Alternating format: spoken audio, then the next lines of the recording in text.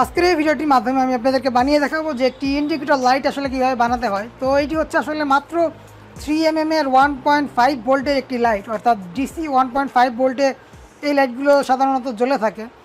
But এটিকে যদি আমরা সরাসরি এসি 220 ভোল্টে চালাতে চাই, সেক্ষেত্রে আমাদের একটি রেজিস্টার ব্যবহার করতে হবে। আর রেজিস্টার ব্যবহার করার প্রেক্ষিতে কিন্তু আমরা এই লাইটটিকে অনায়াসে 220 ভোল্ট এসিতে চালাতে পারবো, যেমনটা সাধারণত আমরা আমাদের বিভিন্ন ডিভাইসের ইন্ডিকেটর লাইট হিসেবে দেখে থাকি। তো তার জন্য আসলে প্রয়োজন হবে একটি নির্দিষ্ট মাপের রেজিস্টার।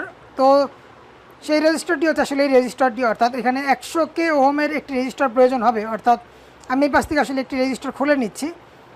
তো এই রেজিস্টারের মানটি হচ্ছে আসলে 100K ওহম, অর্থাৎ 1 লক্ষ ওহম। তো এই জিনিসটি আপনি আসলে কীভাবে বুঝবেন, এখানে আমি কালার কোডটি যদি সংখ্যা আপনাদের বলে দিই, অর্থাৎ কালার কোডের মানটি যদি আমি আপনাদের বলে দিই, সেক্ষেত্রে আপনারা বুঝতে পারবেন। এখানে প্রথমে যে বাদামি কালারটি দেখতে পাচ্ছেন, এটির মান হচ্ছে আসলে 1, এবং তারপরে দেখতে পাচ্ছেন কালো রঙের একটি রাউন্ড দেওয়া রয়েছে, তো এটির মান হচ্ছে 0। এই প্রথম দুটি সংখ্যা আমরা পেলাম 10।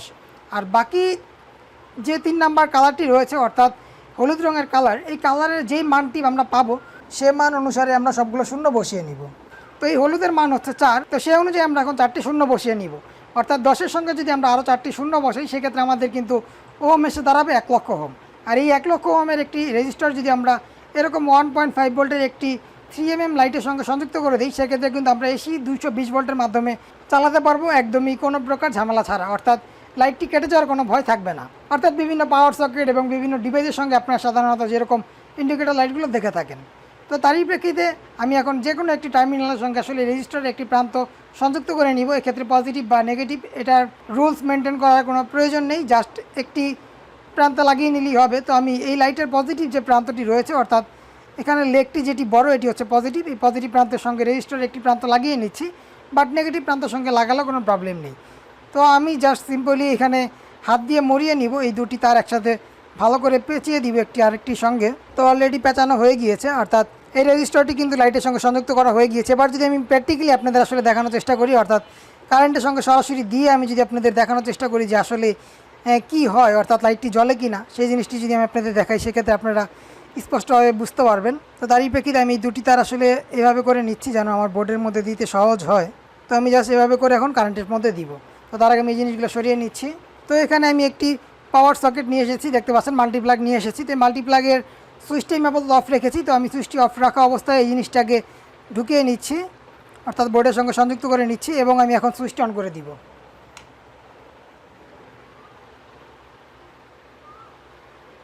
তো দেখতে পাচ্ছেন হালকা নড়াচড়া করার পরে কিন্তু লাইটটি জ্বলছে, অর্থাৎ সুইচটি অন করার সঙ্গে সঙ্গে লাইটটি জ্বলে ওঠেনি, যেহেতু লুজ কানেকশন ছিল। এখন কিন্তু এখানে আসলে কারেন্ট রয়েছে, আমি ধরলেই শক খাবো।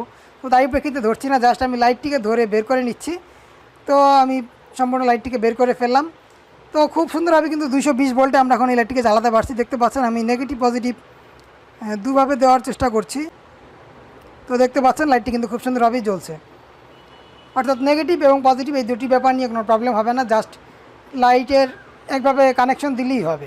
তো এবার যদি আমরা মনে করি যে আমাদের আসলে এই বোর্ডটির সঙ্গে কোনো ইন্ডিকেটর লাইট নেই, আমরা এই লাইটটিকে এখানে ব্যবহার করতে চাই, সেক্ষেত্রে জাস্ট এখানে একটি ফুটা করে লাইটটি এখানে মেন সংযোগের সঙ্গে সংযুক্ত করে দিলেই কিন্তু এই বোর্ডের ইন্ডিকেটর হিসেবে আমরা এই লাইটটিকে ব্যবহার করতে পারবো। তো এরকম যে কোনো ধরনের বোর্ডের ক্ষেত্রে বা যে কোনো ধরনের জিনিসের ক্ষেত্রে যদি আপনাদের ইন্ডিকেটরের প্রয়োজন হয়, সেক্ষেত্রে কিন্তু এভাবে সরাসরি এসি ভোল্টেজের সাহায্যে ইন্ডিকেটর লাইটটি জ্বালাতে পারবেন। অর্থাৎ এই বোর্ডে কিন্তু এখন কারেন্ট আছে বা নাই আমি কিন্তু বুঝতে পারছি না, অনুমানের উপরে ধরে নিতে হচ্ছে যে আসলে রয়েছে। বাট এই ইন্ডিকেটর লাইটটি যদি এখানে লাগানো থাকতো এবং লাইটটি জ্বলতো, সেক্ষেত্রে কিন্তু যে কেউ দেখলেই বুঝতে পারতো যে আসলে বোর্ডের মধ্যে কারেন্ট রয়েছে। তো এইভাবে কিন্তু আপনারা আপনাদের চাহিদা অনুযায়ী যে কোনো কিছুর সঙ্গে এরকম ইন্ডিকেটর লাইট সংযুক্ত করে নিতে পারেন। তো সিম্পল হিসেবে আমি জাস্ট এখন এই লাইটটি একটি 3 পিন প্লাগের সঙ্গে সংযুক্ত করে নিব, অর্থাৎ সুইচটি অন করলেই যেন 3 প্লাগের সঙ্গে লাইটটি জ্বলে ইন্ডিকেট করে, তারই জন্য আমি ইন্ডিকেটর লাইটটি এখন সংযুক্ত করে আপনাদের দেখাচ্ছি। তো তার আগে আমাকে এই লাইটটির দুটি প্রান্তে আসলে কিছু কেবল সংযুক্ত করে নিতে হবে এবং ভিতর থেকে কানেকশন করে দিতে হবে। আর লাইটটি খুলে ফেলার পর কিন্তু আমি আসলে অনুভব করতে পারছি লাইটটি আসলে একদমই ঠান্ডা রয়েছে, যেহেতু আসলে এখানে 100K ওহমের রেজিস্টার ব্যবহার করা হয়েছে, তারই প্রেক্ষিতে লাইটটি একদমই গরম হয়নি এবং রেজিস্টারটি যথেষ্ট ঠান্ডা রয়েছে, যারই প্রেক্ষিতে কিন্তু আসলে একটানা অনেক দিন, অর্থাৎ দীর্ঘ সময় আমরা এই ইন্ডিকেটর লাইটটিকে ব্যবহার করতে পারবো কোনো প্রকার কেটে যাওয়ার সমস্যা ছাড়াই। তো যাই হোক, এবার আমি এখন এখানে দুটি কেবল সংযুক্ত করে নিব এই দুটি লেগের সঙ্গে। তো তারই প্রেক্ষিতে আমি বোর্ডটি সাইডে রাখছি। তো আসলে সোল্ডারিং না করলেও চলবে, যেহেতু আমার এখানে এই লেগগুলো বড় বড় রয়েছে, আমি জাস্ট ভালোভাবে শক্ত করে পেঁচিয়ে দিলেই হবে। তো তারই প্রেক্ষিতে আমি সেই কাজটি করব। এই দুটি কেবলের দুই প্রান্তের সঙ্গে আসলে পেঁচিয়ে দিব শর্টকাটে করার জন্য। সোল্ডারিং করতে গেলে আবার সময় লাগবে সোল্ডারিং আয়রনটি গরম হওয়ার জন্য। তো আমি দুটি কেবলের ইনসুলেশন সরিয়ে নিলাম। এখন জাস্ট এই কেবল দুটি এখানে এক এক করে পেঁচিয়ে দিব। তো আমি এই রেজিস্টারের একটি প্রান্তের সঙ্গে আগে এই কেবলটি পেঁচিয়ে নিচ্ছি, রেড কালারের কেবলটি। তো এখানে আমি আসলে পুরোটার মধ্যে টেপ লাগিয়ে দিব। তার আগে আমি দুটি জিনিসই সংযুক্ত করে নিচ্ছি, অর্থাৎ দুটি কেবলই সংযুক্ত করে নিচ্ছি এক এক করে। তো দুটি কেবলই সংযুক্ত করা হয়ে গিয়েছে। এবার আমি জাস্ট কিছু পরিমাণ কেবল এখান থেকে কেটে নিব আমার যতটুকু প্রয়োজন হয় ওই রকম অনুযায়ী। তো আমি আমার মতো করে পরিমাণ মতো কেটে নিচ্ছি এবং এ পর্যায়ে খুব ভালোভাবে টেপ পেঁচিয়ে দিব, যেন কোনোভাবে একটির সঙ্গে আরেকটি লেগে না যেতে পারে, অর্থাৎ শর্ট সার্কিটের মতো প্রবলেম হতে না পারে। তো অলরেডি পুরোপুরি টেপ লাগিয়ে নিয়েছি। এখন কিন্তু আরেকটির সঙ্গে আরেকটি প্রান্ত লাগার কোনো ভয় থাকবে না। জাস্ট এখন আমি এই জিনিসটিকে একটি 3 পিন প্লাগের সঙ্গে সংযুক্ত করে নিব। তো আপনারা দেখতেই পাচ্ছেন যে এখানে আসলে একটু এরকম একটি 3 পিন প্লাগ ছিল। তো একটি হেভি লোডের জন্য আসলে এই 3 পিন প্লাগগুলো ব্যবহার করা হয়। তো এখানে এই সুইচের মধ্যে আসলে কোনো ইন্ডিকেটর লাইট নেই, যে তারই প্রেক্ষিতে আসলে এখানে লাগালে বোঝা যায় না যে সুইচটি অন অবস্থায় রয়েছে কিনা বা অফ অবস্থায় রয়েছে। বাট এই পাশেরটির মধ্যে যেরকম ইন্ডিকেটর লাইট রয়েছে, অর্থাৎ অন অফ করলে বোঝা যায়। কিন্তু এটার সঙ্গে না থাকার প্রেক্ষিতে এখানের এই 3 পিন প্লাগের সঙ্গে জাস্ট আমি এখানে একটি ফুটা করে নিয়েছি, অর্থাৎ ইন্ডিকেটর লাইটটিকে লাগানোর জন্য। আর যে ইন্ডিকেটর লাইটটি মাত্র তৈরি করলাম সেই ইন্ডিকেটর লাইটটি অলরেডি এই দুটি কেবলের সঙ্গে সংযুক্ত করে নিয়েছি। জাস্ট এখন আমরা এখান থেকে এই জিনিসটিকে বসিয়ে দিব। তো দেখতে পাচ্ছেন অলরেডি আমি এই সাদা উপরের বক্সটির মধ্যে আসলে ইন্ডিকেটর লাইটটি বসিয়ে নিয়েছি, অর্থাৎ এই পাশ থেকে যদি দেখাই ইন্ডিকেটর লাইটটি বের হয়ে রয়েছে। তো এবার যদি আমি আসলে এই জিনিসটিকে এখানে লাগাই, সুইচটি অফ করে নিচ্ছি আগে, এবং এই জিনিসটি এখানে লাগিয়ে এখন যদি সুইচটি অন করি, এখন কিন্তু এখানে আসলে কারেন্ট চলে এসেছে এবং এই পাশে ইন্ডিকেটর লাইটটি জ্বলছে, দেখতে পাচ্ছেন। তো এখন সুইচ আসলে অন রয়েছে কিনা বা অফ রয়েছে সেই জিনিসটি কিন্তু আমরা স্পষ্টভাবেই বুঝতে পারছি। তো এভাবে করেই কিন্তু আসলে ইন্ডিকেটর লাইটটি কাজ করবে। আমি সুইচটি অফ করে নিলাম এবং এখান থেকে এই জিনিসটি খুলে নিচ্ছি। তো এবার আমি এই জিনিসটি এখানে বসিয়ে নিব। তো ফাইনালি দেখতে পাচ্ছেন যে 3 পিন প্লাগটি আমরা সম্পূর্ণ দুটি পার্ট সংযুক্ত করে নিয়েছি, অর্থাৎ বসিয়ে নিচ্ছি একটি সঙ্গে। এবার আমরা জাস্ট এই জিনিসটিকে এখানে লাগিয়ে নিচ্ছি। এবার যদি আমরা এখন সুইচটি অন করি, দেখতে পাচ্ছেন লাইটটি জ্বলছে, তার মানে এখন কিন্তু আসলে এখানে পাওয়ার রয়েছে বা সুইচটি অন রয়েছে সেই জিনিসটি বোঝা যাবে।